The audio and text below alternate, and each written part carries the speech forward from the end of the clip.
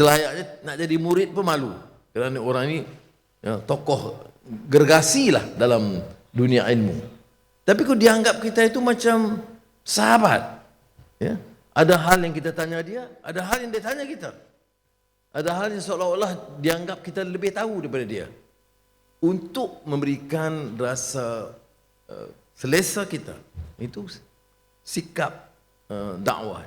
Dan kasihnya dari dulu, tiap menunjukkan cara mengambil berat, mengambil tahu.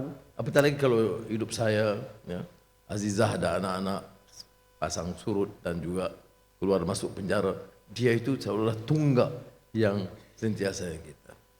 Saya masih ingat umpamanya, ya sejurus selepas bebas 76 ketemu dia. Tapi 1-2 malam sebelum saya ditangkap 98, itu dia telefon saya. Masa itu saya di Damansara dan dia dengan tenang menyebut, ya, sabar, ingat, la ilaha illa anta subhanaka inni kuntu minaz zalimin. Ulang itu, ya, kerana tidak ada kekuatan, jangan diharap kepada yang lain-lain, serah dan tawakal kepada Allah SWT. Jadi lama pengalamannya, tapi malah hari ini sebenarnya kita nak luncurkan buku. Dan seperti mana kita tahu, seperti disebut oleh Muhammad sebentar tadi, buku ini ada diterjemahkan dalam bahasa Indonesia sebelum ini. Saya kurang pasti sebenarnya dalam bahasa Inggris sudah atau belum.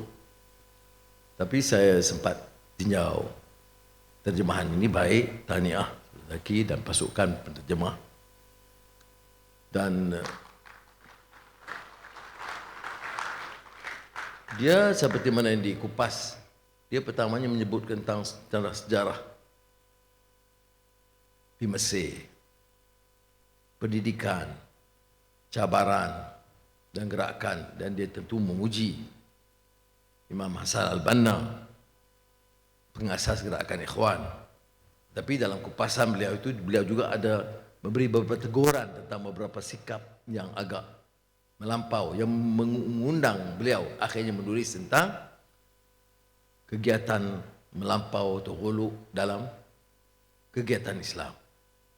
Dan buku itu kemudian banyak membantu dalam keadaan zaman kebangkitan di mana itijahat atau tren atau aliran keras itu sudah cuba menguasai gerakan. Beliau menjadi seolah penting untuk pertahankan wasatiyah. Jadi sebab itu markas beliau, muassasah itu juga sampai sekarang kekal, markas wasatiyah, kesederhanaan.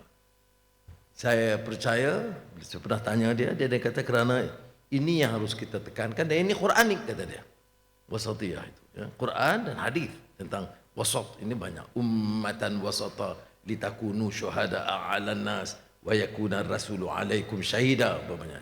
Dan cara dia kupas itu luar biasa. Kerajaan negeri Pulau Pinang beberapa tahun yang lalu menerbitkan rencana, Kerajaan negeri Pulau Pinang, ya, yang terbitkan rencana Syekh Qaradawi mengenai kesederhanaan. Justru kekuatan dia ini ialah kerana menimba ilmu daripada turas, khazanah yang lampau yang banyak, tapi mengolah dengan cara kefahaman zaman semasa. Kita dengar kalau orang kupas khaira ummah, ummatan wasata, umat yang seimbang itu sederhana, tetapi cara dia kupas itu cukup menarik. Sebab itu ada orang kritik, Anwar ini seolah-olah buku dan rujukannya hanya Syekh Qaradawi. Tidak benar. Tetapi cara dia olah dan kupas itu sangat mengesankan bagi saya. Sebab itu macam umatan wasatiyah. Wasatiyah itu apa dia kupas?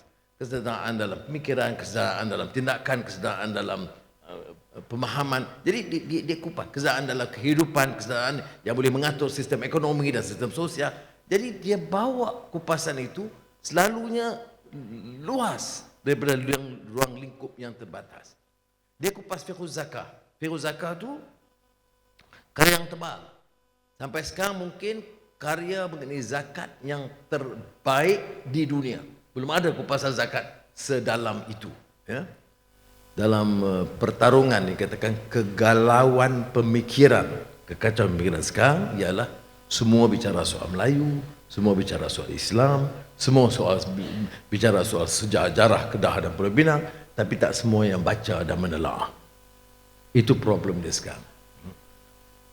Sebab itu merujuk kepada karya-karya besar itu adalah satu keperluan. Membaca dan menelaah. Karena tidak mungkin sama ada seorang guru atau seorang pemimpin, apalagi juga seorang Perdana Menteri yang harus serba tahu.